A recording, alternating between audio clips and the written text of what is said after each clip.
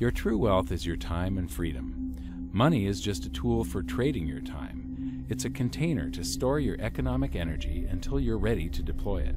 But the whole world has been turned away from real money and has been fooled into using currency. A deceitful impostor that is silently stealing your two most valuable assets, your time and your freedom. Welcome to the rabbit hole. We are entering a period of financial crisis that is the greatest the world has ever known. The wealth transfer that will take place during this decade is the greatest wealth transfer in history. Wealth is never destroyed, it is merely transferred, and that means that on the opposite side of every crisis there is an opportunity. I believe that the best investment that you can make in your lifetime is your own education. Education on the history of money, education on finance, education on how the global economy works, education on how all of these guys, the central bankers, the stock market, how they can cheat you, how they can scam you. If you learn what is going on and how the financial world works, you can put yourself on the correct side of this wealth transfer. Winston Churchill once said that the further you look into the past, the further that you can see into the future. This program is all about creating your own crystal ball, being able to gaze into the future, being able to change this crisis, the greatest crisis in the history of mankind, into your great opportunity.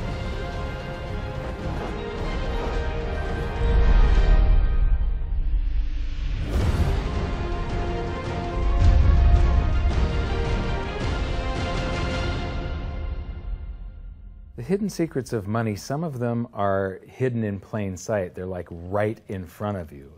The way the monetary system works is something that isn't actually hidden away from all of us. It's out in the open, but it's complex and people just they can't see how it works. It's hard for them to imagine that we're living in such a hoax. Others are meant to be secret, but the truth is slowly coming out, like the Federal Reserve being a private corporation and not really part of the U.S. government. But when I started studying this, what I found was that there was no place that I could point people to where they could get it all in one spot. And so I basically decided to write my book about it and consolidate monetary history, economics, the markets, fundamentals of gold and silver. There's a lot of smoke and mirrors in economics, and I've sort of made it my job to lift the fog for people.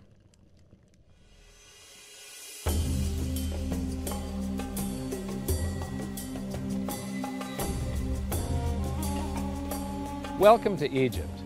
This is where it all began. Roughly 5,000 years ago, the Egyptians started using gold and silver as their predominant form of currency. But it was not yet money. The pieces of gold and silver that they were using were odd sizes and weights, odd purities, so it still was not interchangeable, where each unit is the same as the next. This meant that nothing really had a price yet. You couldn't put a price of so many coins on something because they didn't have coins yet. Trade was still difficult. It was still a guessing game when it came to the exchange of values. One of the reasons that we are in the financial mess that we are today globally is that people do not understand the difference between currency and money. Currency is a medium of exchange, a unit of account. It is portable, durable, divisible, and something called fungible. Fungible means that each unit is the same as the next unit. A dollar in my pocket buys the same amount as a dollar in your pocket. Money is all of those things plus a store of value over a long period of time. Even financial planners, bankers, your accountant, they don't understand the difference between currency and money. The currency in your pocket is a medium of exchange. It's a unit of account because it's got numbers on it. It's somewhat durable, it's portable, it's divisible in that you can make change, and it's fungible. A dollar in my pocket buys the same amount as a dollar in your pocket. But because governments can print more and more and more of it and dilute the currency supply, it's continually transferring wealth out of your pocket, out of your bank account, to the government. and to the banking system.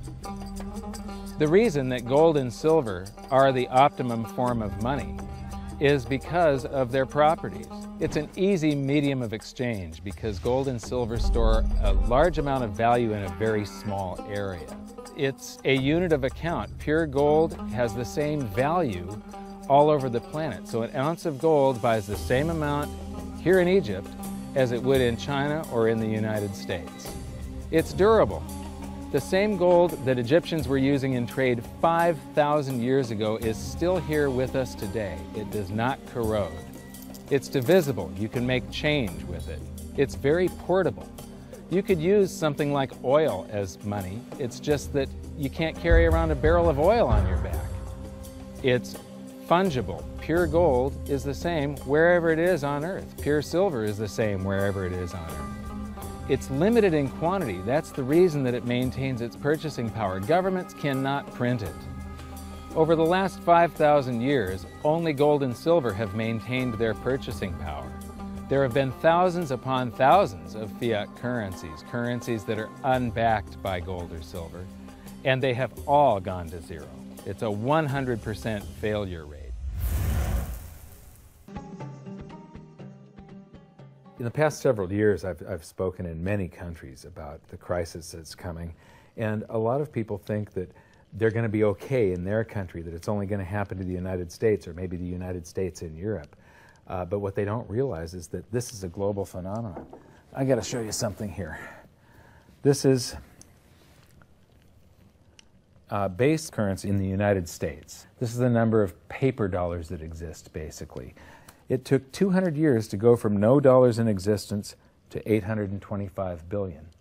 And then we had the bailouts, and then we had QE1, quantitative easing, 1, then QE2, and then we had QE3, and then QE4, and then soon we're going to have QE57 and QE382. And it isn't just here. This is what the Canadian currency supply looks like. This is Australia, South Africa, Russia. Now, this starts out in just the year 2001, and this is like 18 times more currency in existence in a little over a decade. Here's Singapore, same story. Look at that, since the crisis, just bam.